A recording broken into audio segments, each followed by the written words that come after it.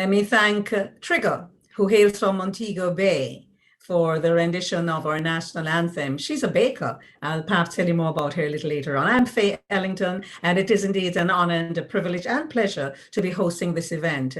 There is a group of very enthusiastic and passionate Jamaicans, and they are positioned at different parts of the world, really, North America and Jamaica, who have decided that they wanted to launch something to acknowledge our heroes and our single heroine. And so we are beginning with the single heroine, but we'll tell you more about that in just a while. And of course, you know that that is Nanny. I hope you like my shirt. Like my Nanny shirt? Okay. And kind of a little cooler on the neck, so I've decided to put a little something there. But we can't do this and not bring somebody who's been very supportive of the efforts of the Jamaica Heroes Modernization Project, and that is the Consul General from Jamaica to the Southern USA, Oliver Mayer. So we're now going to hear from Consul General Oliver Mayer. And you know, I remember the story of Nanny, her work, her, you know, her strength in war, the way she looked out for her team, her family members, her strategy, how she outwitted the enemy, and just a fine example of leadership. And this evening we celebrate Nanny, and over the next few months we'll be celebrating our other national heroes. This year we also celebrate 60 years of independence of the greatest nation ever created, and vast, Jamaica. And so we celebrate our independence. Do get involved. Let's celebrate. We have so much to be thankful for. Yes, we have our challenges, we do, but we also have so much to give thanks to the Father for in Jamaica. And the last thing I invite us to do is to use the lessons that we will learn or be reminded about as regards to our heroes. Yes, use the opportunity to reflect and see what can we take on individually in our own lives. Let's become heroes in our everyday lives and in our families. Thank you, ladies and gentlemen, for being here today, and do enjoy the program. Thank you so very much, Consul General Oliver Mayer. Thank you. We appreciate your endorsement for these events. And I'll tell you, as I mentioned at the start in my comments just before I brought our Consul General on, our Consul General to Southern United States of America, that's Oliver Mayer, we are focusing on Nanny, the Jamaica Heroes Modernization Project. And Charles Smart will be along to tell you more about that in a while. They have decided that every month in 2022, beginning with this month, the first 7 months, we're going to be focusing on our national heroes. And we're going to be having a discussion. I'm going to be moderating a discussion a little later on in the program. And perhaps you could start thinking about Nanny. What do you know about Nanny of the Maroons? Queen Nanny, Queen Nanny. That is what is written really, you know, Queen Nanny. What do you know about her? What do you know about the Maroons? Well, we've had lots of talk about Maroon territory and the Maroons in recent time, but this evening, this event is focusing on Queen Nanny, your knowledge of her, and we have some outstanding people who will help me in that panel discussion. I just moderate it and they will talk. But is she mythical to you? What do you know? Is she somebody who walked magica obia, or was she a revolutionary, a mastermind, a military person? And you know, as I talk about that, I can only say that on the 21st of January, the Jamaica Defense Force, historic event, handed over the command of the Jamaica Defense Force to a woman, Rear Admiral Antoinette Weems Gorman. And so it ties in very nicely with our focus on Nanny. But right now, there's somebody who can do much better with a performance. Suzanne Lisette Davis, AKA Dr. Sue. We want to bring you in here now for your presentation called Ode to Queen Nanny. Have a listen. Ode to Queen Nanny from Dr. Sue. Sound the abeng. Sound the abeng, my friend. Louder. Louder! Yes! She a with Nanny, oh! She a with Nanny, oh! She a with Nanny, oh! She a with Nanny, oh! Say her name! Say her name! Nanny! Ashanti Queen! Nanny! Warrior as never before seen! strong like David, wise like Solomon, fearless, fearless like any woman. She organized and led a rebellion. My mother, Lord bless her soul. She was a Maroon, and she was so proud of that fact. Her features showed it, but it was her hit persona that really solidified that act. Yes, I tell you with pride, Mommy dearest would tell me about Nana Day. How Nana Day used her fortitude and resilience to escape slavery. Yes, how this leader of leaders, this warrior of African traditions and power, so brave, how she spent years destroying plantations of sugar and freeing hundreds of slaves. Nana Neyman. Nana Ney strategizing camouflage guerrilla warfare. She defeated the oppressors hands down. She never signed no treaty. She never signed no peace treaty, but her efforts gave rise to Nanny and Maroon Town. She a we Nanny oh, she a we Nanny oh, she a we Nanny oh, she a we Nanny oh, Nana Ney, heroine among heroes. That is who she is to us. Symbol of unity, strength, and status. Today we say her name, Nanny, Ashanti Queen. Today we say her name, Nanny, a warrior as never before seen. Shall we Nanny? Shall we Nanny? And today we celebrate her. Shall we Nanny oh? Shall we Nanny oh? Shall we Nanny oh? Shall we Nanny oh? Queen Nanny, we celebrate you. Shall we Nanny oh, shall we Nanny oh, shall we Nanny oh, shall we Nanny oh. That, of course, was Dr. Sue, author, educator, philanthropist, and of course, Jamaican ambassador in the diaspora. Thank you so much, Dr. Sue. You know, I want to share something with you. You know what this is? This is an abeng, but it's more than an abeng. It's the Oil Not Limited Second National Nanny Awards 1994 to Fae Ellington. Wow. I'll tell you more about that. The giver of this abeng and this award has moved on to higher planes and greater heights, but I'll tell you more about that, because what we need to understand is that there are many Jamaicans who understood the importance of nanny and who tried their very, very best to ensure that she was upheld, elevated, promoted, that we were educated about her. More on this anon. You know, Charles Smart is here now to talk with us about, I mentioned it twice since I started, about the Jamaica Heroes Modernization Project. The handsome young man there with all of that behind him, all the heroes, is Mr. Charles Smart. Charles, be smart and tell us what this is all about. Thank you so much, Faye. I appreciate you being here with us and hosting the show tonight.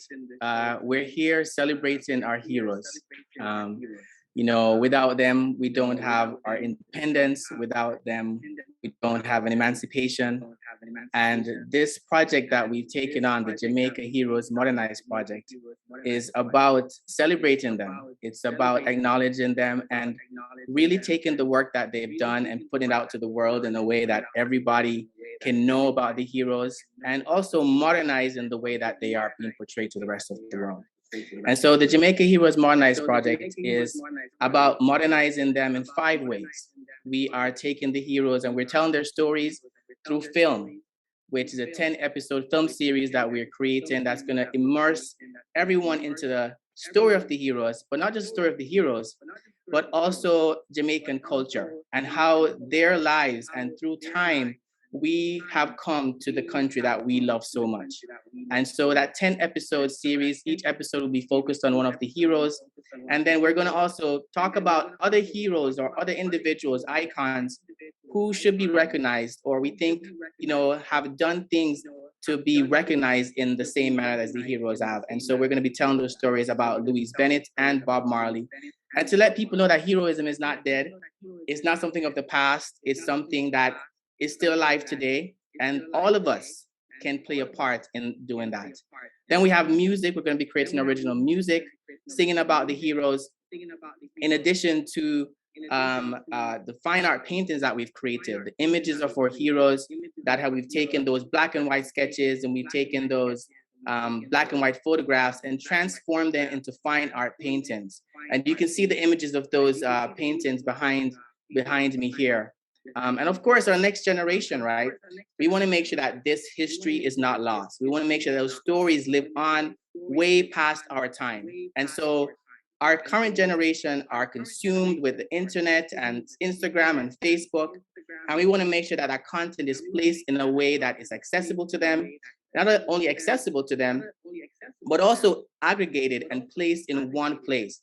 So you no longer have to go all over the internet looking for information about Jamaica National Heroes, but you can go to all of the online properties that we've secured: JamaicaNationalHeroes.com, Jamaica National Heroes on Instagram, Jamaica National Heroes on Facebook, on YouTube. And of course, we also have some groups that we've created to create a community around this project in the digital space. And of course, the Back the Culture show that you're watching today, and a print in the schools in Jamaica. But we really are about taking the story for heroes and celebrating them. And as Faye mentioned earlier, over the next 7 months, we're going to be telling the stories about the heroes and celebrating each of them each month. The last Wednesday of every month, you can join us here at JamaicaNationalHeroes.com to hear about our heroes. Next month, we'll be doing Sam Sharp. But today we have an incredible show planned out for you with some incredible guests, leaders on the Maroon community, in addition to historians who've taken pretty much their whole lives to study the life of Queen Nanny, and they're here to share those stories with you. Also, a big announcement. You've probably seen a few individuals who are wearing those Queen Nanny shirts. We've also launched a website called backtheculture.com. That's backtheculture.com, that you can go online right now and find some amazing products that we've created with images of our heroes, things like silk scarves for the women. We have t-shirts for the kids and for the family, the men and women. We also have puzzles, little puzzles where kids can put together about the heroes as a family activity. And so if you log on to backtheculture.com, you can learn about those products and support it, because those funds that we earn from that, the sales of those products are going to help us to accomplish the goals that we've set for this project. So thank you so much for your time today. Thank you for watching it. I'm going to turn things over to Faye right now, and enjoy the show. Well, thank you so much, Charles, and to all the team members. Let me tell you, friends, I'm going to ask Onif. I didn't tell you I was going to do this, but give me a list of everybody who's been working on this show for this evening. So at least at some point, Charles, you can assist with that. At some point, I can acknowledge the work of all of you who are very many of you who are not being seen at this point. Right. So now you have had more information. I like my shirt, I like my nanny. All right, Queen Nanny, sure, me that, we that, and that which shows her. And I'm making that connection with the head of the Jamaica Defense Force. One, nothing happens in life coincidentally, you see, synchronicity. So take that, put it in your pipe and smoke it. All right, we're moving now to more entertainment. Trudy Knockless is an award-winning journalist, poet, actress, entrepreneur, and you're going to hear some of her creativity just now with a poem, I Am Queen Nanny. So let's listen up, and maybe at the end I'll give you a little bit more info about Trudy Knockless. This is I Am Queen Nanny by yours truly, Trudy Knockless. Nanny, nanny, nanny. I am Queen Nanny, and if you never hear about me, just grab your friends and your family and let me share with you a little history. I am Queen Nanny. Many people call me Granny Nanny. Born in Ghana in the 17th century, lived in Jamaica now, that's my country. Nanny, Nanny, and if you never hear about me, I am Queen Nanny, leader of an African community enslaved in a beautiful country. Nanny, Nanny, I am Queen Nanny, and if you never hear about me, I led the fight against British authority, guerrilla war when Jamaica was a colony. I was never a slave and I was always brave. Freedom for my people was what I craved. No one should have to fight until them reach them grave. No one should ever have to live and die as a slave.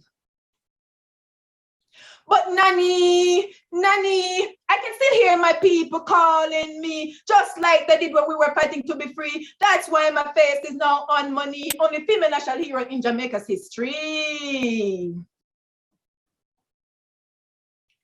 Highly esteemed in the 3 counties, loved by my people, including the Ashanti, but I give all praise to the powers that be, who gave us strength to fight and to gain victory. I knew that even without that treaty that we could fight, and the Maroon people could be free.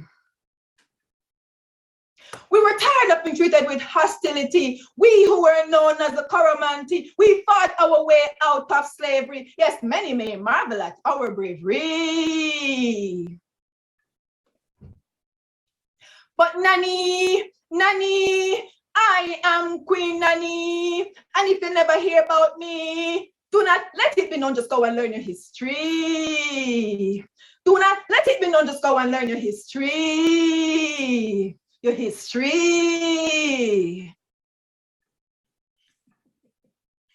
Good advice.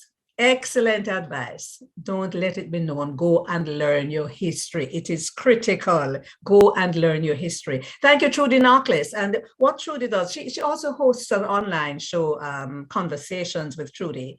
This lady is from Manchester, in the center of the island. So she's spending time with us now, but lives in New York, and she works as a business of law reporter. I mentioned something earlier to you, and I want to give you some information. I mentioned that we'll be having a panel discussion a little later on in the evening's presentation. Let me tell you who some of the panelists will be. Some of these names you would have heard. Mrs. Beverly Carey, a Maroon historian, and I'm so happy to have moved in the same space every now and again with her over the years. Colonel Wallace Sterling, Moortown Maroons, Colonel Marcia Douglas, Charlestown Maroons, Paramount Chief Mama G, of course, Charlestown Maroons, and Mr. Alex Moore Minot, a Kompong, Minister of Foreign Affairs and Diplomacy. Don't joke, you know. Oh, as a matter of fact, as we speak, I don't, yes, it is just about to start. The All Angles show on television, Jamaica, hosted by Dion Jackson Miller, will be hosting Chief from the Akompong Maroons, Richard Curry. He will be on the entire show. She journeyed to Akompong and did an interview with him. So Miss Annette Aarons, Moortown Maroons, Director, Granny Nanny Cultural Group. And those of you who are really involved in the culture will have known about that cultural group. So just give you an idea that you can prepare. The focus will be on Nanny, her role, and what the Maroons, how they view her, and her contribution then and now. So, but we're going to move on. Yes, we are going to move on. You know, very often people complain that we don't have enough good news in Jamaica. And there is, in fact,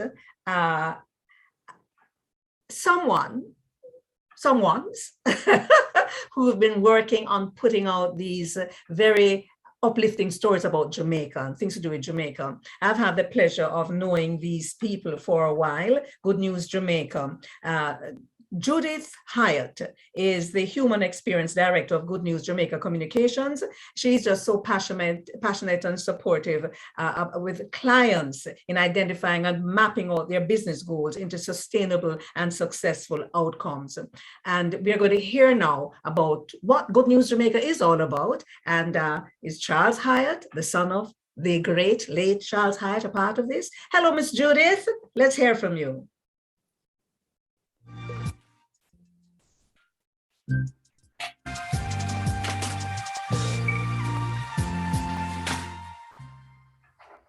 Hi, I'm Judith Hyatt from Good News Jamaica.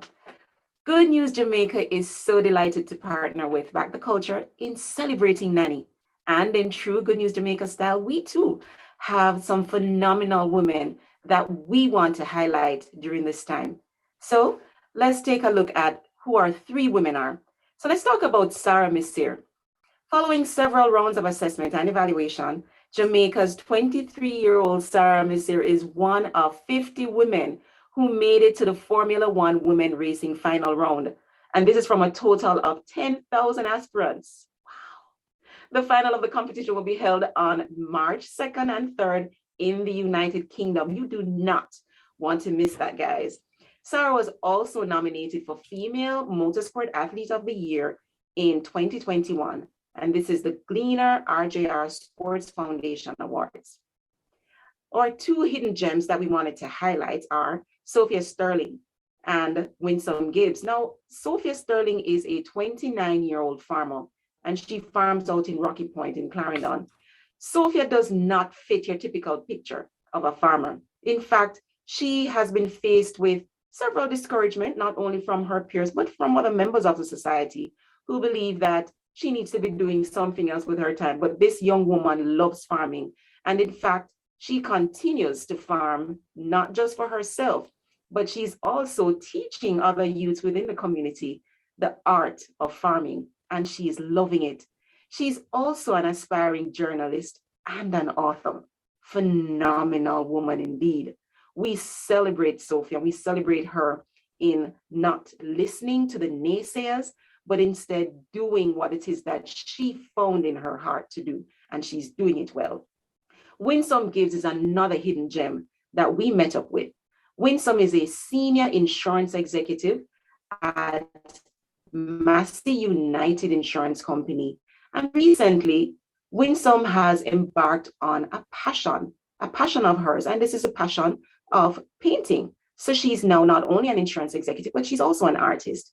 Just a few years ago, Winsome attended a sip and paint event where she experimented with her first painting on canvas. Today, Winsome is making waves in the industry, and you can purchase some of her paintings in stores. You can also find her at pop-up art shows.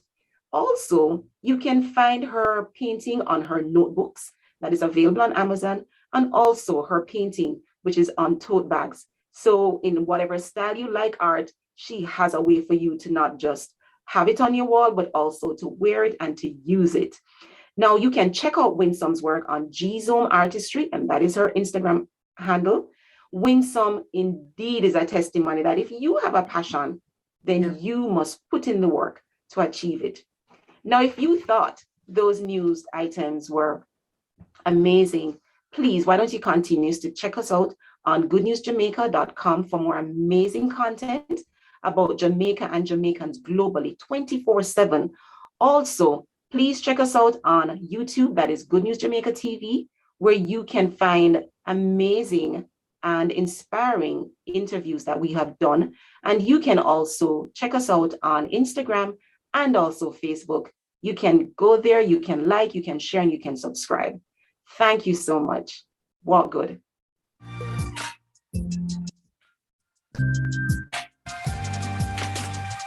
Thank you so very much. Thank you, Judith. Thanks to you and all the work you do along with your husband, Charles Hyatt Jr., to get good news out and across Jamaica. Let me tell you something. The Jamaica Diaspora Southern USA, JADIAS, Jamaica Diaspora Southern USA, JADIAS has been working to keep the Jamaican diaspora, the section that they have responsibility for, informed, acknowledged, empowered, enlightened.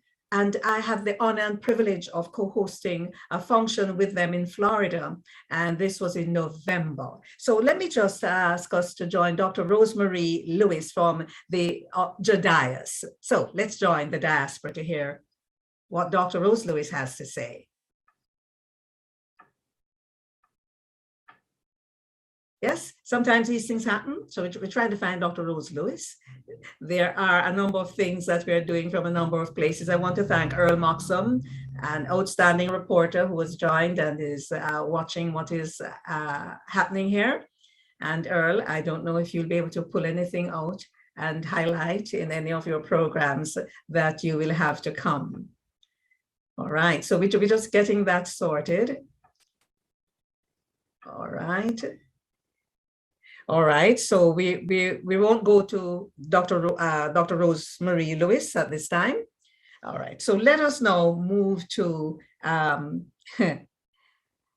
you can't speak about culture in Jamaica and not understand, not have met, not have heard or read the work of Dr. Amina Blackwood Meeks. Dr. Amina Blackwood Meeks has been making some outstanding contributions. In addition to her work, current work at the Edna Manley College for the Visual and Performing Arts, she is a poet of many years standing. She has worked throughout the Caribbean, Guyana, lived in Ghana and Antigua. She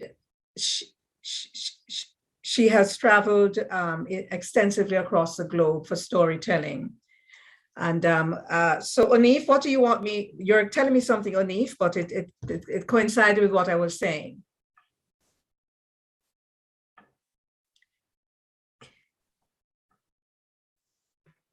Yes, Onif, what do you want me to do?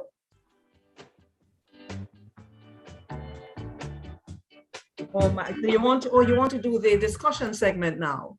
All right, we have a little bit of subject. Let me just share something with you. It's a good time to tell you. We have people working on this production from different points of the world at this point. Let me just say, executive producer is Charles Smart. Onif White is director producer. Rolando Nooks is the first admin stream engineer. Antonio Dennis, second admin stream engineer. Producer Dainty Wilson. Producer Kadisha Fisher. Double Mint is social media ambassador. You hear the name, Double Mint, and Joel Samuels, audio engineer. So I now have the privilege and honor of joining and bringing into the discussion on Nanny, the persons I made mention of earlier on. Let me just give you a little bit of information on them. Mrs. Beverly Carey, Maroon Historian. Mrs. Carey is now 83 years old, I'm told, and is a Maroon historian and elder from the Moortown community. She has more than 50 years of research and study experience on the Maroon subject matter. She proudly notes that her maternal ancestors were with Nanny at Old Nanny Town. Mrs. Carey, it's such a wonderful privilege and honor to be in this space sharing with you. So let me introduce now Colonel Wallace Sterling, Moortown Maroons. Wallace Sterling, chief of the Maroons, Moortown. This included the entire part of the Upper Rio Grande Valley and has been in this, he's been in the position as chief since 1995. The Rio Grande Valley is a beautiful place, you know. He has learned a lot from the elders to whom he's greatly appreciated. Chief, how are you doing? Colonel Sterling, good to see you, good to see you. Let me now introduce a lady I met maybe 2 or so years ago, Colonel Marcia Douglas, Charlestown Maroons. Marcia Kim Douglas is the acting colonel of the Charlestown Maroon community and spokesperson for one of the several Maroon communities in Jamaica. Acting Colonel Douglas stands as the first woman to occupy any such position of authority among them in the present day. I tell you, we're breaking some ground here, women. All right. Paramount Chief Mama G of Charlestown Maroons. I'll tell you a little bit about her in just a while. Alex Moore Minot, a compound Minister of Foreign Affairs, okay, and Diplomacy. And he's Minister of Foreign Affairs and Diplomacy for Accompong Maroons. He is the holder of a degree in International Relations from the University of the West Indies and a proud Maroon of the Rio Grande Valley, and apprentice to Major Charles Aarons, a world-renowned culture bearer of the Maroons in the Rio Grande Valley. It's good to have you, Mr. Alex Moore Minot. Miss Annette Aarons, Moortown Maroons, Director Granny Nanny, the cultural group, director of the Granny Nanny Cultural Group. She's a daughter of Major Charles Aarons and is a renowned culture bearer of the Maroons of the Rio Grande Valley. She's a descendant of Granny Nanny and has born and raised 4 children who are all prominent practitioners of the ancient Maroon culture. I do want to give you very quickly the I think I have Gamma Gloria Sims. Tekina Nuna is a woman of the African diaspora, a spiritual worker and community build rooted family in the Maroon and Rastafari traditions.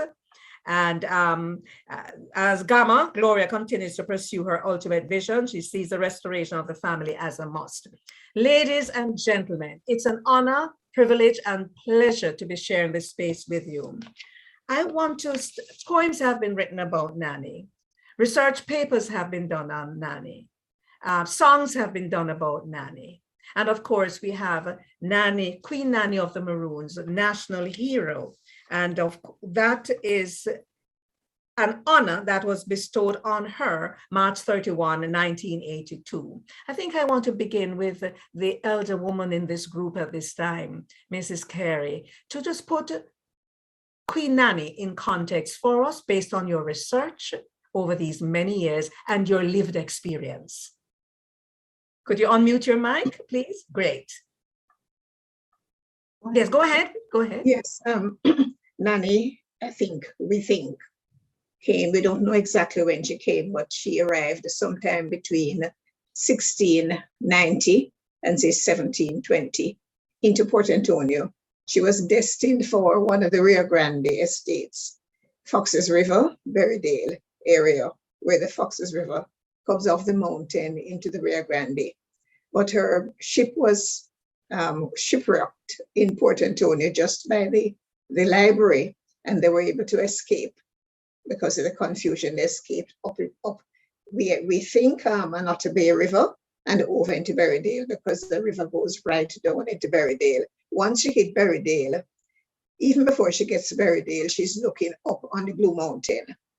And we have her placed mostly connected with Watch Hill, Pumpkin Hill, which is part of the Golden Vale property. But at the time, Golden Vale was not consolidated. There were several estates that were there, principally Nightingale Grove. So that's when she came, and essentially she found her way into Nannytown. And at a time when most of the leaders were women at the time. And they mentioned Dinah, Molly, and then of course at a later period, you get people like Bemba who committed suicide with her 2 children jumped over a precipice rather than allow soldiers to track her down to Nanny. So, but you know, when I think about Nanny, the part about her as a warrior, as a mystic is very important, but there's something that sticks in my mind. I found a writer calling her Mama Nanny. What a wonderful, Mama Nanny, Mommy of the nation, Mama Nanny. And you see, it pairs it out, because one of the first things I learned when I went to Moortown as a mature person to visit was that Nanny taught the women how to bury up the thatch on the Junker Mountain, and the place is called Barry Hill. And I remember who told me it was one of the Parsley women, Martha Downer, I think it is, Martha Downer. She taught me I should keep on rubbing it in Barry Hill.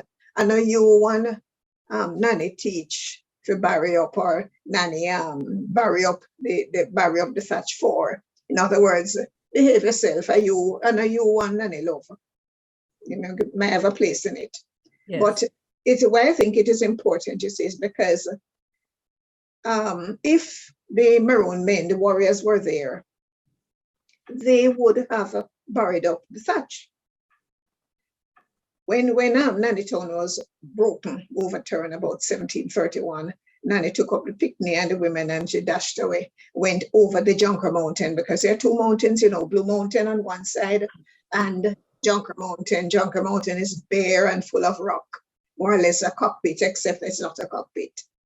And Nanny went over there, and that period of time is called Cutterwood. In fact, You have cutter wood, scatter wood, you know, catcher wood, and we know the place where it's located. So essentially, when I think of Nanny, I think of her particular nurturing skill for those women and children. Indeed, indeed. And the I fact just say one that other thing. the fact that you've used the term Muma Nanny, you know, I have a dear friend, Clyde McKenzie. Whenever Clyde calls me, he greets me Muma, and it's a term of endearment and respect. And you know, let me bring. I noticed Annette Aarons and Alex Moore Minot were nodding when you were speaking just now. Let me ask Annette, what is it that Mrs. Carey said? Remember to unmute your mic. What beautiful. What is it that Mrs. Carey said that got you nodding about Nanny? All of she said is true, and that lady that she was talking about, Miss Marcia, is my auntie. So. Awesome. Okay. And she shows her respect. So tell me now, what, in addition to what Mrs. Carey said, what your auntie, Miss Martha, tell you about Nanny? And Marcia, she was a prominent woman in the Maroon. Both of them were, you have Marcia and you have Ermine, that's Major. They call her Major as her name. And then my dad. They were sisters and brothers, and they were prominent in the Maroon history and the culture. They sing and dance a lot. So she taught me a lot of things. Annette, let me interrupt you. You're director of the Granny Nanny Cultural Group. What? Yes. Give me, I'm sorry, I'm going to do this to you. Give me a song that is performed by your group that has a lot of meaning. Like we have one that we say Maroon there, you know, gone home me. Sing it, let me hear it now. Come. Gano, say we gano me. Gano, we no gano me. We are a troll and we cry out to me. Maroon there, we no gano me.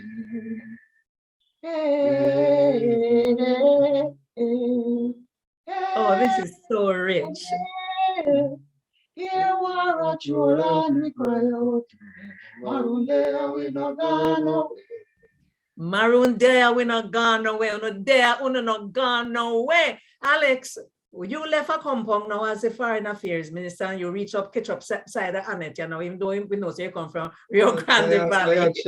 I actually live in Moortown. I know, I was just teasing you, but you're the foreign affairs minister over a compound. All right.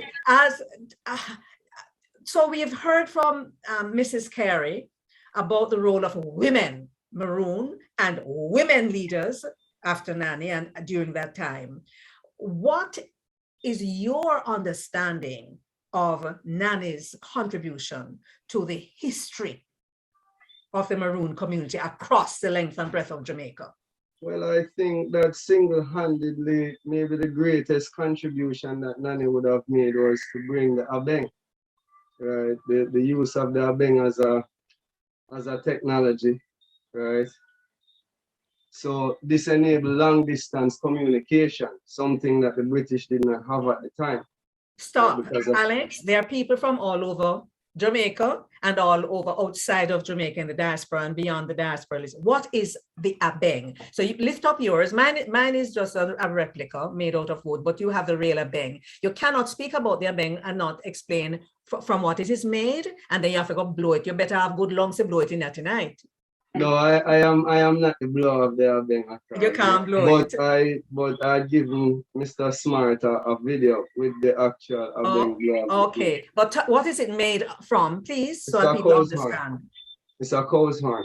A cow's horn, the horn of a cow, right? And that is what you notice that Alex Moore Minot said that it was you blow it and send messages. It's a side blown signaling horn. Right, thank you. A side-blown signaling horn. Why should we be celebrating Nanny in 2022? Well, really and truly, the role of women, and especially strong women in our island, is very important. You know, when we look at all that women go through in the society to ensure that their children are fed, clothed, and educated. it's much the same sort of struggle that Nanny and the women around her would have had. Right? She had to be a mother in a time that was very, very unsure. You know, at times food would have been slim, right? At times, you know, maybe they wouldn't have good shelter because if running through the woods and it rains torrentially in the Rio Grande Valley. So there would have been days that would have been cold and wet. Running for Right. your life, running for your life. Essentially. So Nanny represents the spirit of the strong woman, strong indigenous woman of the earth who had that connection to the earth and that connection to the Most High Creator. And Let me just bring Colonel Marcia Douglas in. Unmute your mic, Colonel Marcia Douglas. I met you at the U.S. Embassy. I don't know if you'll recall this, about 2 or so years ago, when Prof came to, unmute your mic, Colonel Marcia, unmute your mic, unmute. Yeah, that's it. When Professor, remind me of his last name, he had come and did some fantastic work with the Maroons. You remember who that was? No, unmute your mic. You've put, unmute. Yeah, that's it. Leave it, right? I'm not troubling it. Right. Professor Harcourt Fuller. Yes, Harcourt Fuller. That's where I met you. But you are now, I'm linking now to what Alex Moore Minot said, what Beverly Carey said about the strong woman. You're the only woman in a position as acting colonel, and we just call you colonel, in any Maroon community in Jamaica. How difficult was it for you to achieve this position? It wasn't my doing. Where am I? What is Oh this? my, I'm with you. Stay with us. You said it wasn't your doing. What do you mean? No, it wasn't my doing as in person. You know, it was bestowed on me by the ancestors first. And then at the passing of Colonel Frank Lumsden, there was this Marcus Garvey movement in Port Maria. And yeah, in Ochi at IRFM. Thank you, Mama G. And I was supposed to make a speech. And he said to me, go ahead with the group. I will be there. But at the time I was saying, but Colonel Frank, you're sick. How are you coming? He said, I'll be there. And then when I was there now, he said to me, you are gonna have to speak. Now on the ground, that was when I know I have to make that presentation. And I said, but how? He said, yes, you can do it and you will do it. And he said, it's your time now. You have to take over. This is a time for you to move. This is a time for you to step up. Take the baton. I'm giving it to you. Go ahead and speak. And I tried to question him, and he said to me, you know what? I am not able to talk to you anymore. I'm just going to be relaxing, sitting there, talking to my maker, communicating with him. You need to do the work of your ancestors. And from that time until today, I know that it was a destiny, not for me to give up, but for me to actually speak as a woman to help other women or women to grow up. Particularly, I work mostly with young girls. Why? Because it's easier to get the message to them and it stays than when they are big. When they are big, you can talk to them, you can work with them, but they might not stay in the path that you want them to. So it's Colonel Marcia Douglas, Yes. I recall Colonel Frank Lumsden. I can see him standing in front of me now. He was just such a powerful figure, even though he was not a big man. You know, Right. Wonderful person. But you said you work with girls now, younger women. Yes. And you've given your reason. From the Maroon community, from where you are at, what are the 3 most important things that you need to share with these young women, whether they are from the Charlestown Maroons or just young women in general? So women in general, what are the 3 most important things that I would normally share with them? First, the way of life of our culture, so that they can know what our culture is, what it means, why is it important for us to keep that way of life alive and transmit from one generation to the next. Secondly, you might say etiquette, belongs to another set of people, but no, it belongs to the Maroon too as well, because they know when to be up, when to be down, when to be in, when to be out. You know, they know all those things. And so we have to teach them that way. I know growing up in this community of Charleston, we were taught good manners and discipline. We could not pass Mass Joe on the street and don't say good afternoon or good morning. Because when Mass Joe got to our house, then we would have to talk to our parents, and that would be another story, right? And we learned that we have to do all that. So that is one of the most important things, the very most important thing. And then manners and respect for your elders and for each other in the community. Before Right. I bring in Colonel Wallace Sterling, let me ask you this. We know that on the 6th of January, our compound has a big celebration. Do you have a date when you have a big celebration in Charlestown, Colonel Douglas? Yes, we do. We generally have our celebration on the 23rd of June of each year. And of course, we would take in 3 or 4 days. So the 23rd, 24th, 25th, if that fall on the weekend, and if the 23rd fall within the week, like for example, from Thursday down would begins like the 23rd, but continue for the 4 days until it closes the weekend, because we have people who can only attend the function on a weekend. Yes. While we have people that can during the week. We cater for school children. I get So the you. conference provide lecture and education. So the school children will come on a school day, but we have other people that will come and experience within the weekend session.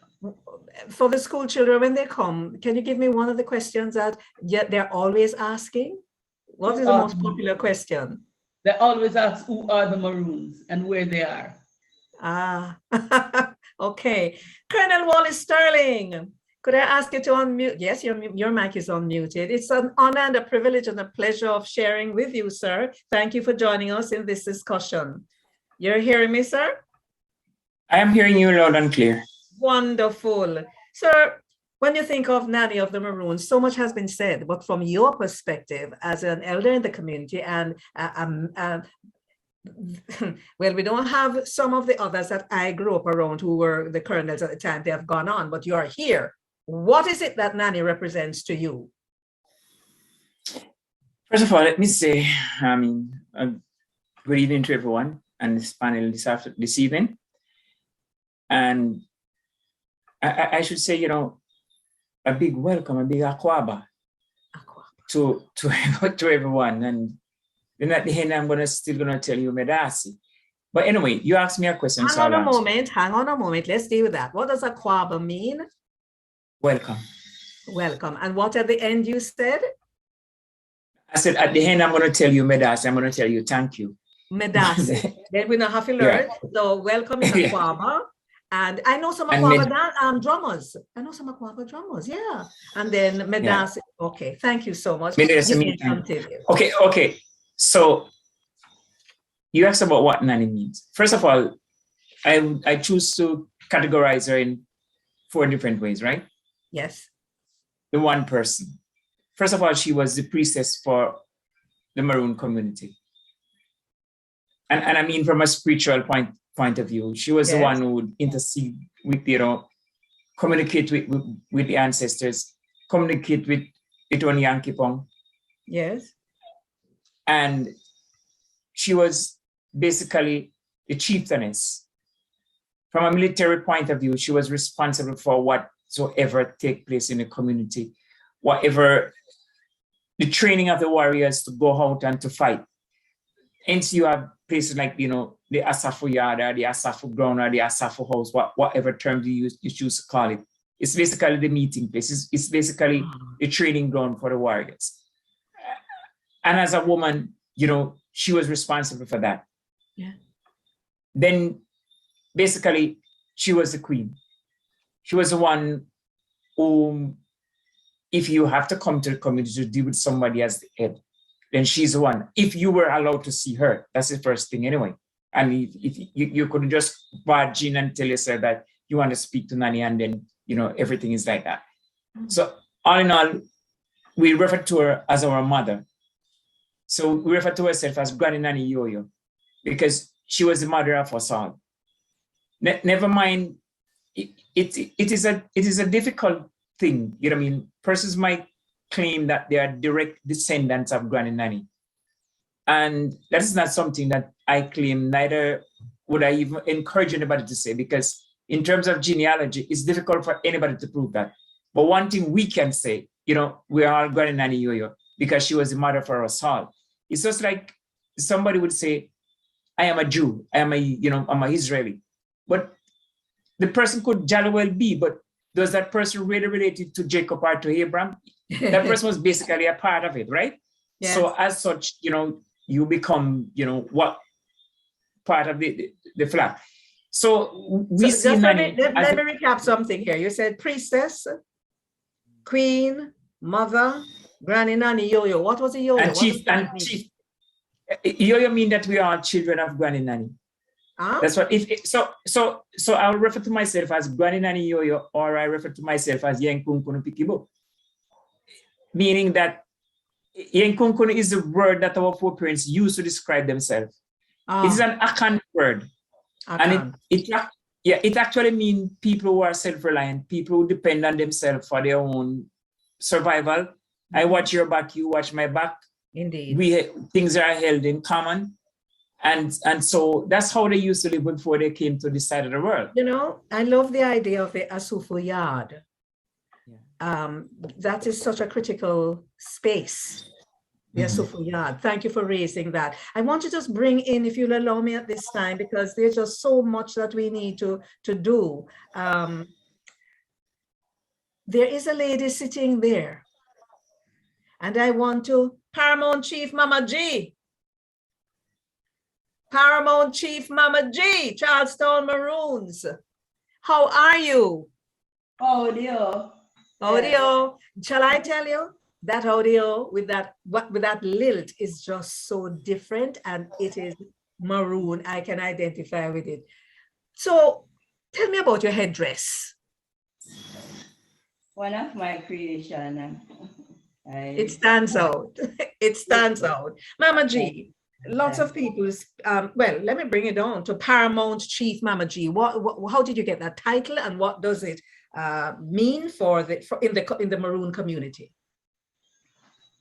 Well, that title, Paramount Chief, was bestowed, the title Gaman was bestowed upon me from the Surinamese Maroons, who have that title there. You know, when they run away in the swamp, Suriname is much bigger than Jamaica. So when they run away into the remote of the forest, you have some people that never go back in the town. When you see them, it's just what they saved when they came from Africa, that they still have. So they save what they save the governance of what they know in Africa, in Suriname. And so you have a structured Maroon governance with the gaman at the top, chief of chief, then they have the Basia, then they have the cabitin, and all these come together. And so the gaman as their own cabinet. Cabinet. So hang on there a moment. You're speaking about all of this in Suriname. Do we have a similar structure in Jamaica? Not really, but then they were very touched too, because even after they gave me that, they asked if there's such a structure in Jamaica. And then the gaman was saying that if the Maroon doesn't have a structure like that, then it means that they are not free. They need to have their governance, you know? So they bestowed this upon me there. They have never given it to a woman ever there before. So I was the first woman ever for them to break their tradition and gave it to when I was there. Congratulations. What year was that? That was in 2014. All right. Do you ever go back to Suriname to celebrate with them? And then they came here. I requested when they did it, I was like, I didn't speak when I understand what it was for, you know? And so I said, no, can I ask one request? And they said, yes. I said, can you come to Jamaica and do that? because I will not go back and say that this is the position that I have. Oh, so you had gone to Suriname. They gave this great honor to you, but you wanted it to be done in Jamaica in front of 7 people down, including government worker, the ambassador of Suriname to Trinidad, and traditional worker and government worker, 7 people in all, and my stool and everything they took here and did it at this conference here. Did you say, so, I mean, wow, do you have pictures of that? I have a video on YouTube. It's on YouTube. Yes. Okay, so we can look there. Now, you're from Charlestown Maroons. What role do you play? Pardon me? I'm from Trelawney Maroons. I'm from Flagstaff Maroon, Old Trelawney Town. So tell me about that now, because the Trelawney Maroons, it go up in a cockpit country area and also? Yes, but I'm from the Old Trelawney Town in the hills of Montego Bay and on the border of Trelawney. Oh. Yes, that's where my grandparents are from. So the Old Trelawney Town is in the hills of Montego Bay, you said? Yeah, on the border of Trelawney. And on the border of Trelawney. So how far away from a compound is that? A few miles. Yeah. A few miles from a compound. Do you celebrate with your compound brothers and sisters, or do you do your own celebrations in the Old Trelawney Town? Well, they still honor, they honor the 1st of March when the treaty was signed over there. But I celebrated all the towns that are. All right. So you in the Old Trelawney Town, they observe March 1. Over in Annette, you say you do June what date again? I wrote it down. What date? And it's June 23rd. Marcia, rather, June 23. Yeah. So where's Colonel Sterling? Colonel Sterling, what date do you celebrate over in your community? The 3rd Monday of October, which is nominally National Heroes Day. Ah, so it's a different, or a question now. People from the other communities come and visit and celebrate with you, meaning people from the other Maroon communities. Yes, they do. Because what we do is, whenever we have celebration in this Maroon community, all the other Maroon communities, they do go there and pay their respect and do their performances, bring their greetings and everything like that. It's like a part. It's something that was going on from hundreds of years now. So it's nothing new to us. Okay, all right. Ladies and gentlemen, many people in Jamaica, I suppose outside of Jamaica too, when we talk about nanny, they say, "Cha, I want a lady who used to work up there." I noticed you said, Colonel Sterling, that she was a priestess, and sometimes people misunderstand what that means. But so them said, "Cha," and talk about magic and them something there. What can we do to properly educate the Jamaican populace about who Nanny really was? Let me ask you to start off, Colonel Wallace Sterling. All right, okay. Look at religion is something else that is practiced by most persons throughout the world, right? And the word obia comes from the word ob, that our foreparents have practiced when they were in Africa, right? And if you go to the Bible, you find that the things that, for example, let's take Moses' situation in Egypt with his rod and the Pharaoh magician in Egypt. Mm-hmm. Moses' rod turned into a snake, Pharaoh magician rod turned into a snake. I mean, did anybody condemn that? The fact that our foreparents came from Africa, and if at that time rods could turn into snakes, then imagine 2,000, 3,000 years after what they could have done when they come to this side of the world. You know, I consider myself a Christian, but I don't like to talk about religious things too much because persons are not really open-minded in dealing with these things. Our foreparents had to do what they had to do to defend themselves in their community. If today, any of these superpowers traveling anywhere in any conflict, they're going to have nuclear weapon with them. And they're going to carry everything that they have. Our foreparents had to use anything and everything that was at their disposal in order to defend themselves, to be triumphant in any battle that they undertake. And more so, It's just a corrupting of the thing Hobia, because it was used to defend the people of the community, to protect, for healing, for everything that was good. So, you know, after a while, we don't use the word, we call it science. Right. And I just say this, that many people don't understand certain practices, just label it Obia, and it may not be anything like that. So we have to have another discussion on this about what Obia is. And so Nanny was a great leader. Nanny was an organizer of no mean order. She outwitted everybody. She was a strategist. She was a chieftainess. She was a priestess. She was wise. And of course, we have the legends and the folklore now. But let me ask Alex Moore and Annette, you're both there. What is it that we need to do, maybe in the education system, to get people to understand and appreciate more the role of Queen Nanny, national hero, the right, excellent Queen Nanny, national hero? Annette, you want to begin? What we need to do? You say you talk with the young people, but talk to me about education. You think we're doing enough in our schools in terms of educating our young people, our children? No, I don't believe that. Even in this community, the young people don't know much about the culture, and we have to teach them. I have a daughter which involved in this culture from she's 7 years old. She's the only female right now that can blow the abeng and also play the drum. And I don't think nothing interest is here to interest the young people to involve in the culture and that want to change.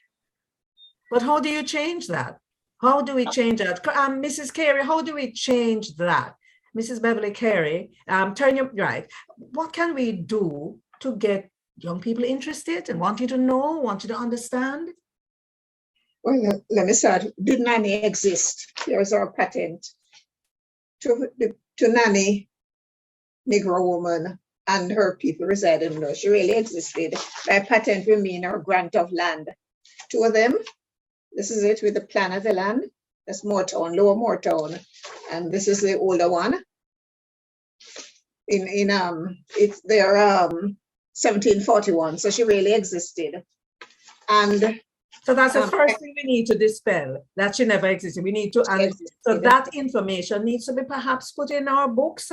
Put the Jamaica Information Service need to get that up there on their website next to the picture of Nanny as national hero. The brochure of the Jamaica Information Service. This one is printed 1995. Here's Nanny, but there's nothing in there showing where Moortown is, nor the patent.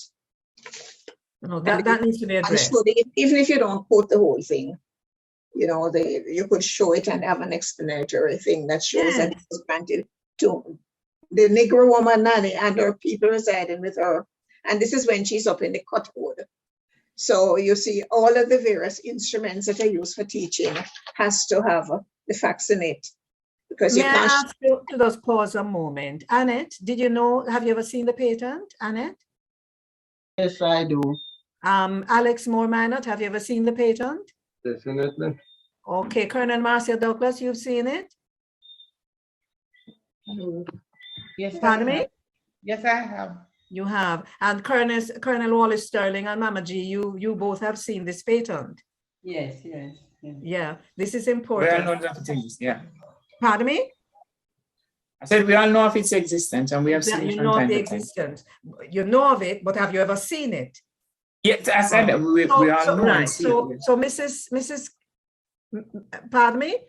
So Mrs. Carey, what you said is clearly pointing to the education ministry and the public education programs. Yes. Am I?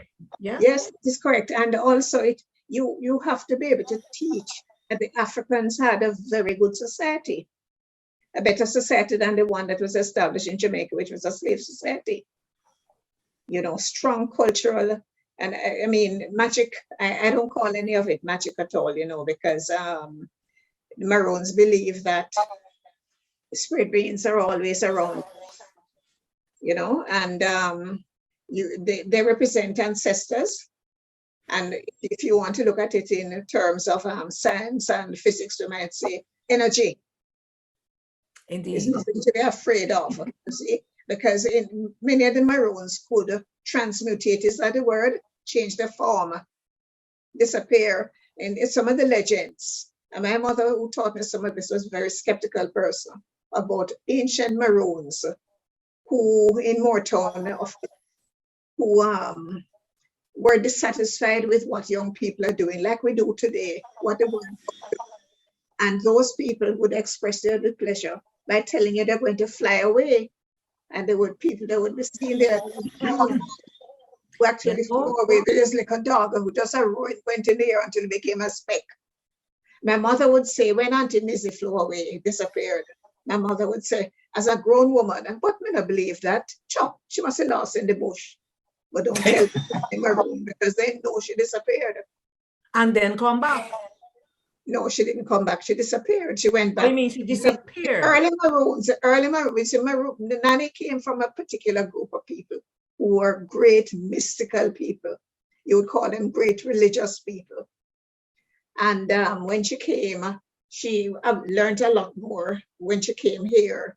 So a lot of the things that Nanny was able to achieve was because of her background and the older Maroons who taught her certain things.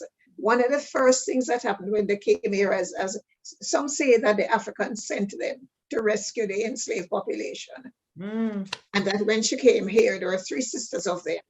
And when she came here, one of them decided that she would not stay. She would go back, and she told them she would fly back to Africa. And when she got there, she would send a bird to tell them that she had arrived safely.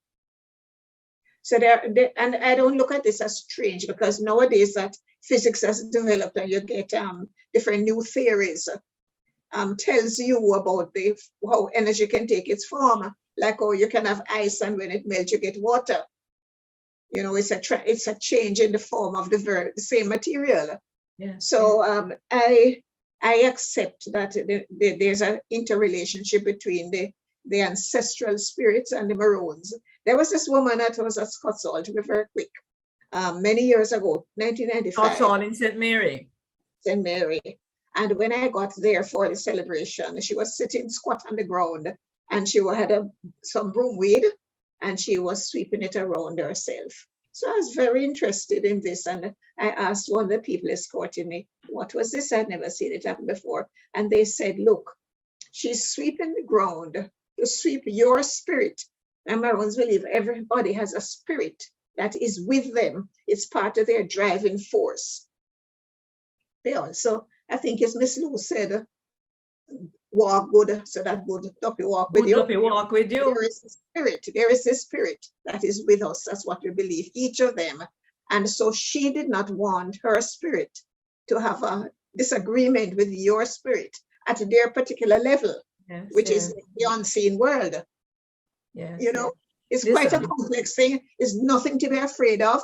And you can go and you can compare it. You go read the Roman Catholic Church and go read the Anglican, and you find they all have these things in it. It's only that is not brought into focus.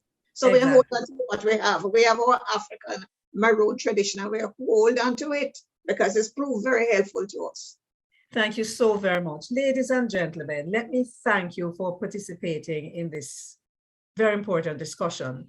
And before we go, I'm just going to allow each of you to just remind the persons, of myself included, what your special days. I know there's October 3, but just say your community, and the day when you observe, right? And you're going to have to say it even, you just observe it, Alex. We know it's January 6th, but you still going to have to say it. So let me begin with Colonel Marcia Douglas, just remind, so because people are going to want to come after having this kind of discussion, right? Because of Nanny and the Maroons, because Nanny doesn't matter where the Maroon community is, Nanny is observed and held up in high esteem. So Colonel Marcia, what the date, remind us? Okay, so this year we will be having our 13th year of annual conference and a celebration, and it will be held right here in the Asafia, Charlestown. Say it again, please, Colonel Marcia. sorry, this year will be the 14th. No, just say the name of your group and then what you're doing. Charlestown Maroon Council. And the date is the 23rd to the 25th of June. All right, that's a Charlestown Maroon, 23rd to 25th of June. And you're saying something now about what you'll be doing? So it is the 14th year of conference and celebration. And this is where we would have kept people would learn more about the Maroon Basin and the topic. So that's June 23 and to 25, and it's a 14th conference. Colonel Wallace Sterling, your date? So from Moortown, it is generally the third Monday of October, which is nominally National Heroes Day. But and it's a day when we celebrate Nanny. Okay. And I want to say one thing before I leave, Yes, because people say something about Nanny all the while and whether she's real or not. But there's a song that we sing in Moortown, and you know, every Maroon community, the songs that they sing is generally what record the history of the people, right? And it tells a story. It says that Granny Nanny, she been at Tony River. And it also said that Granny Nanny been at Anabo. What it means is saying that she was living in Stony River, right? And she's also from a place in Africa named Anabo, which is in Ghana. Anabo. Ghana. Thank you. Thank you so much. All right. Annette, when is your date, Annette? Go ahead. We are a cultural group. We don't really have a date. We have our first celebration last year in Florida. Where had it? In Florida. Most of the group migrate to Florida. That's interesting. That is interesting. Well, you're the director of the Granny Nanny Cultural Group. All right. Alex Moore, yours is January 6th. Our Pompong is the 6th of January. Right. But normally they have something starting on the 5th. And go over into the big day on the 6th. Yeah. You know, we don't have anybody from Scots Hall here. You know what date? They're the 1st of August. August 1, Scots Hall. Thank you. So we need to have that. Now, do we have a bang blower in the house? Is there a bang blower anywhere? Do we have a bang blower? All right. Now, should we treat this with reverence, Colonel Wallace Sterling? Are you a regular bang blower? You have to turn on Colonel Wallace Sterling's mic for me, please. Because this is this we're gonna hear there being okay. Yes. Oh, go back. It's gone off. It's gone off. Right. That's it. Okay, fine. So the mic is on. I'm not a regular bang blower. Neither do I ever consider myself an bang blower. Have you ever tried what I can attempt to do is to sound the bang, not to blow the bang this hours of the night. Why am I blowing it? Just blowing it sick? Before you blow it, yeah. What are the occasions on which the bang is blown? Just one second. One second. Let me get my things that I have to use to blow a bang. Okay, Colonel Marcia Douglas, I say you pick up yours too. What are the occasions on which the Marines blow the bang? Was used to transfer messages from one end to the other for parents. That was one of the easiest way to communicate without right. But now, what do you do now? We're cleaning the town. We're cleaning the cemetery. A baby is born. Someone has died, and much more. Oh, you still do that? Yes. So like how the Christian church toll a bell, you blow their bang. Right, and if we're going to have a meeting, we'll blow their bang to say, come see, and everyone would come. If we have an emergency, we could use a bang for that. In fact, the bang today is the emergency call for a fire, earthquake, or any destruction that we are gathering for, and to help people to notice that there's something really happening. If we are here and there is trouble, the abeng blow, and then you will see the troops coming in from all over. So that we still use the abeng for many different reasons here in Charleston. All right. So thank you for that. Yes. We have to blow it for a cost. For a cost. Yes. For a good reason. Oh, for a cause. Okay. Yeah. Right. All right.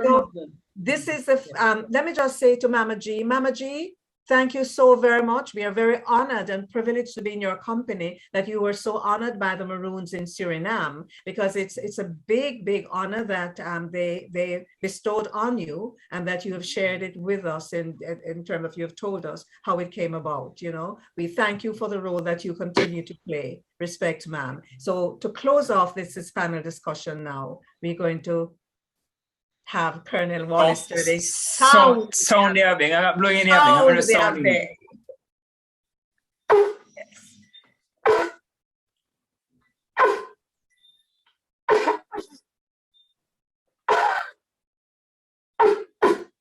I'm not blowing the abeng. You're not managing it. Colonel Marcia, can you blow there? Can you sound the abeng? I can make a sound. This need here. Let us try, Colonel Marcia. Yeah. All right. I put you on the spot, but thank you so very much. Yes, God bless you all. Thank you. Thank you for all the knowledge you have shared with us. Mrs. Beverly Carey, Colonel Marcia Douglas, Mama G, Paramount Chief, thanks for the Colonel invitation. Wallace Sterling, Alex Moore Minot, who is the Foreign Affairs Officer over in Acompo, but it really come from Rio Grande Valley. And Annette Aarons, thank you so much. Is there, Annette, thank you for keeping the culture going with the group. It's very important. God bless you. Thank you, everybody. We're not finished. We're going to wrap up now, but we do have Dr. Rosemary Lewis from Jedias, who will bring her greetings now, one of the diaspora groups out of Florida. So let's join her.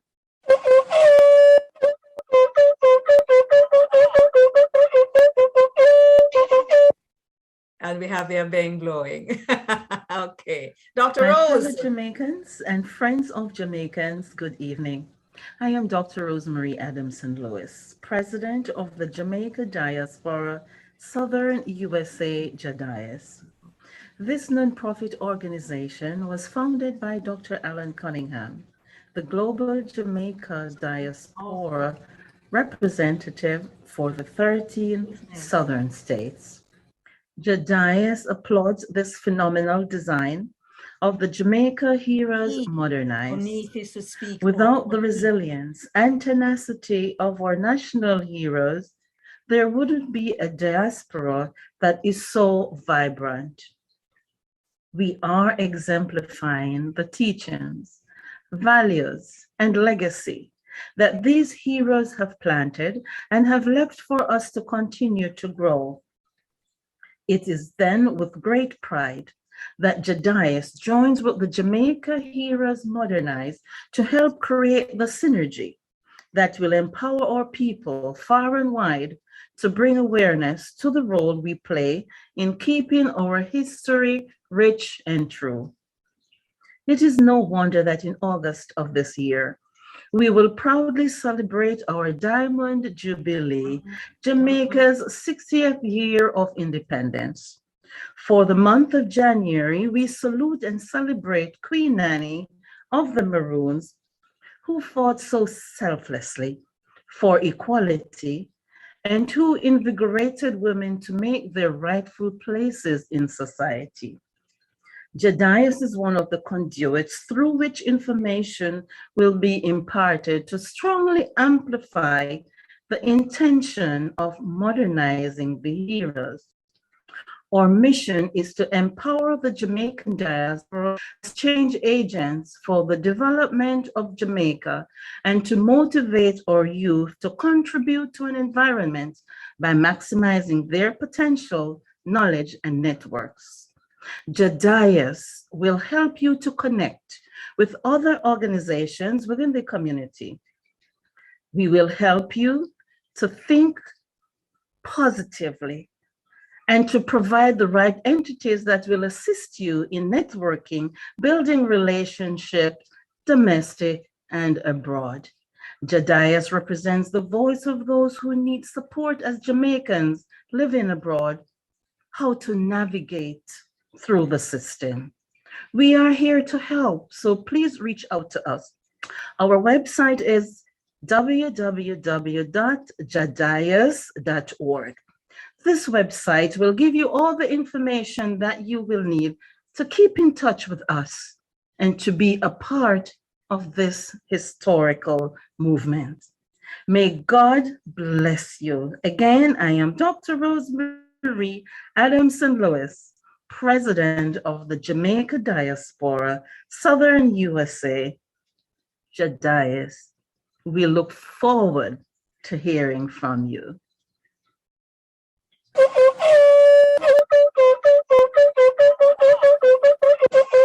When I say crick, you say crack. Crick, crick, crick. That's the sound of Johnny breaking wood to make a slingshot. At least it would have been if Johnny was still making slingshot.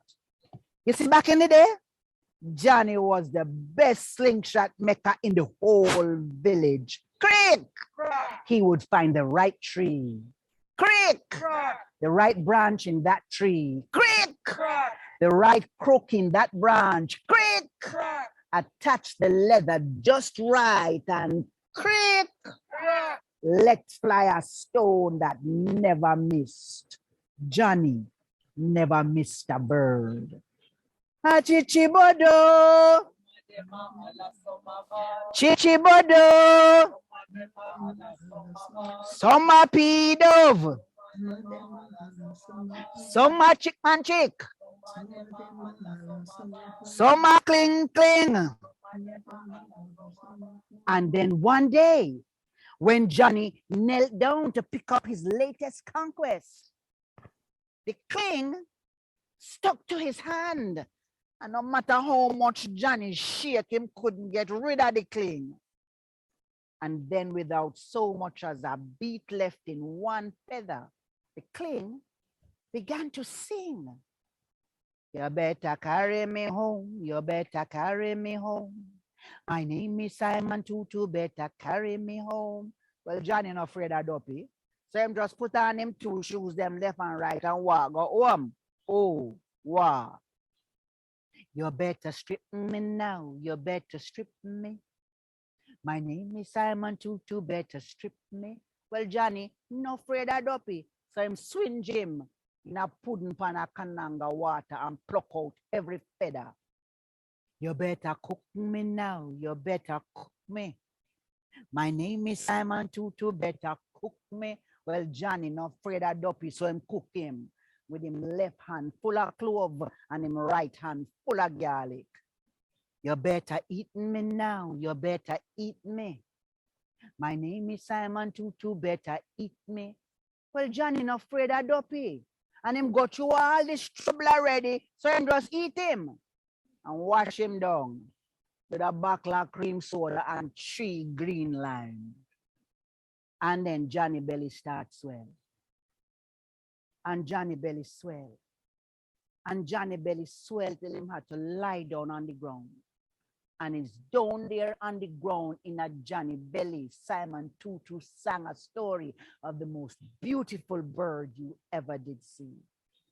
You see, back in the day, before your day or my day, before Johnny day, long before yesterday, when people had better plans for themselves than being in chains, a band of brave warriors escaped to the hills. For a while, they were marooned there, taking care of one another, especially the children. Don't me, baby, don't cry. Your mama gone a fountain. That was the nanny. Don't me, baby, don't cry. Your mama gone a fountain. People say she was tall and beautiful with eyes that held magic.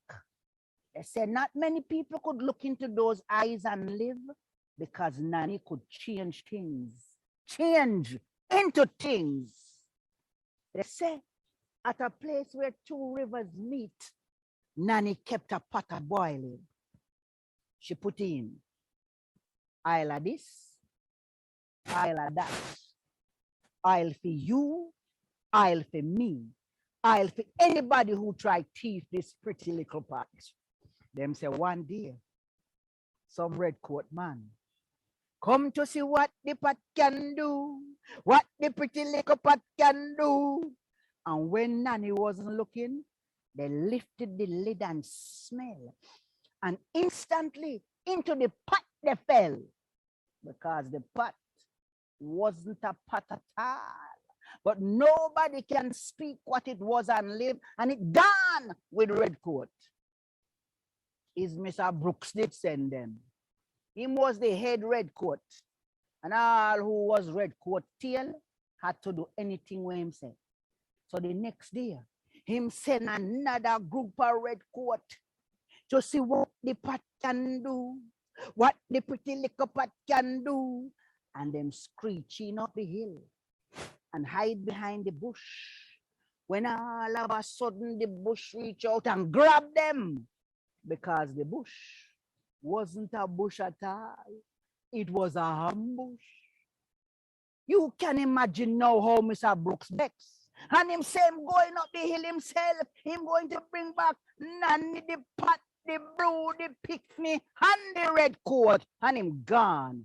Like the grand old Duke of York, he had 10,000 men. He marched them up to the top of the hill and marched them down again. And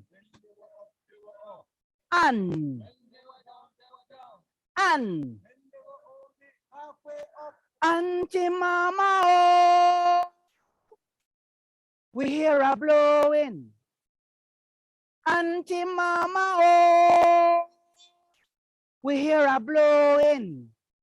And every time Nanny hear the bang, she know she must take some more picnic and carry them go hide. Till when Mr. Brooks reach on top of the hill, is just him one and Nanny. And him put him hand on him Kimbo, which part him keep him gun. And she put their hand on their Kimbo, which part she keep her gun repellent. And him look on her. And she look on him. And him look on her. And she look on him. And him go so. Fire shot in a Nanny chest. In a Nanny chest. But she look on him. Look on him. Look on him with more fire. Because of she, a Capleton woman. And him hide him cross. And him knee knock.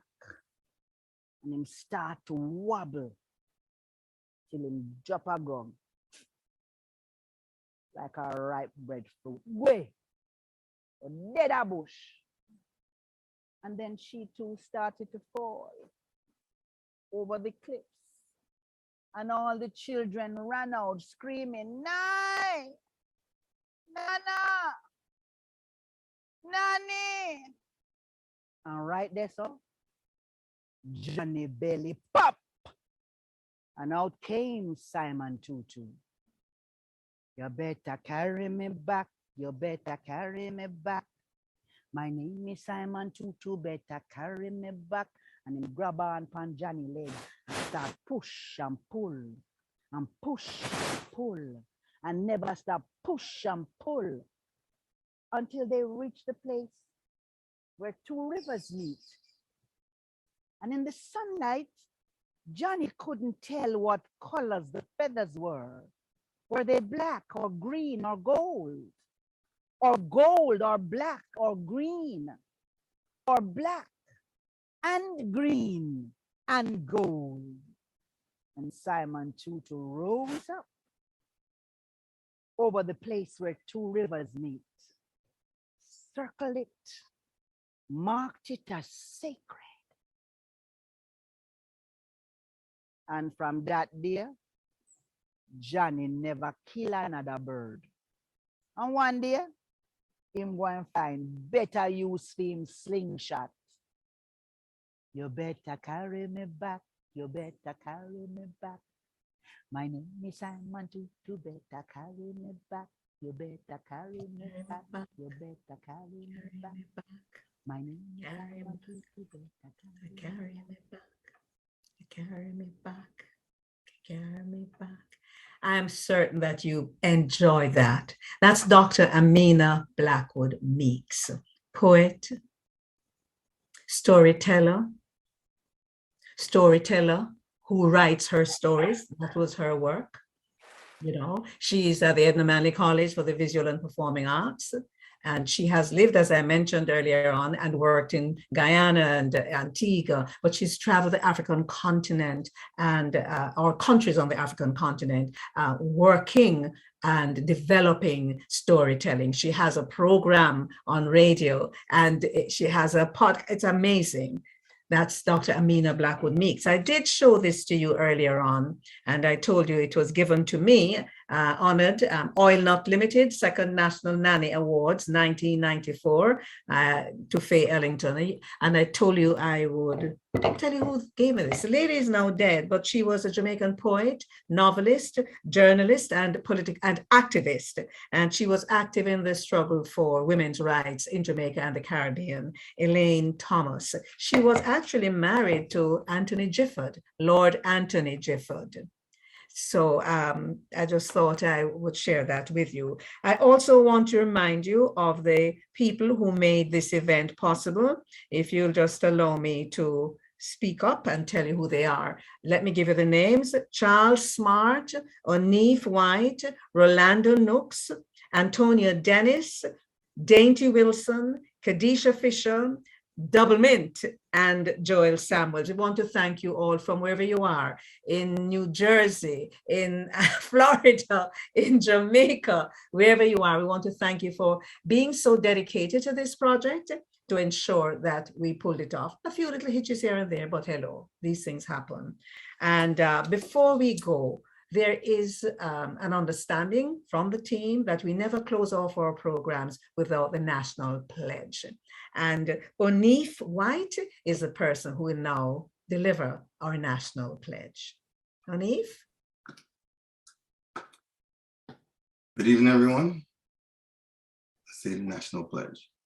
Before God and all mankind, I pledge the love and loyalty of my heart, the wisdom and courage of my mind, the strength and vigor of my body in the service of my fellow citizens. I promise to stand up for justice, brotherhood, and peace, to work diligently and creatively, to think generously and honestly, so that Jamaica may, under God, increase in beauty, fellowship, and prosperity, and play her part in advancing the welfare of the whole human race. DJ Naturalist. Oh, yeah. Over to you, sir. Thank you, Oneef. Thank you, everyone. And you can dance to the music now if you wish. Thank you, everybody. And the bang is blowing, being blown.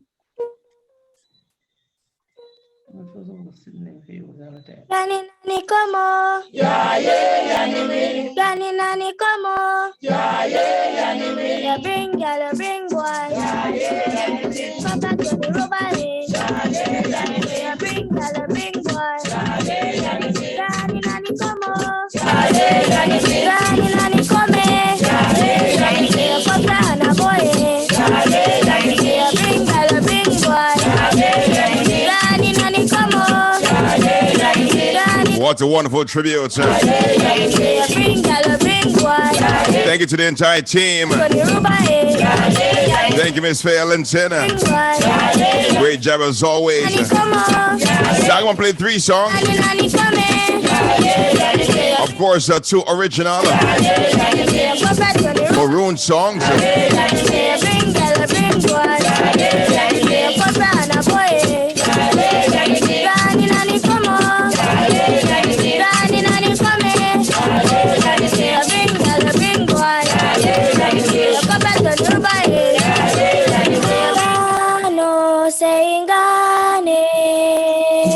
One more original.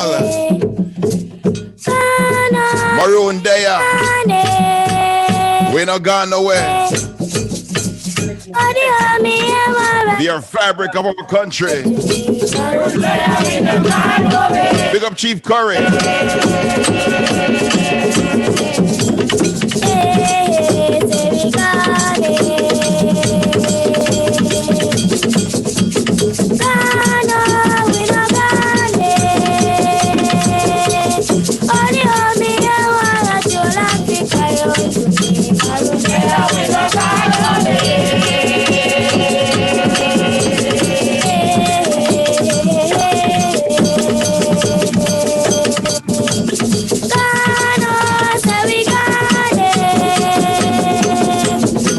As this your motto, out of many, one people.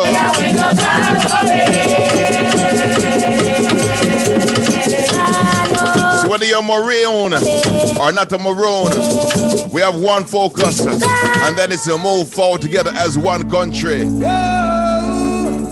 Push on through.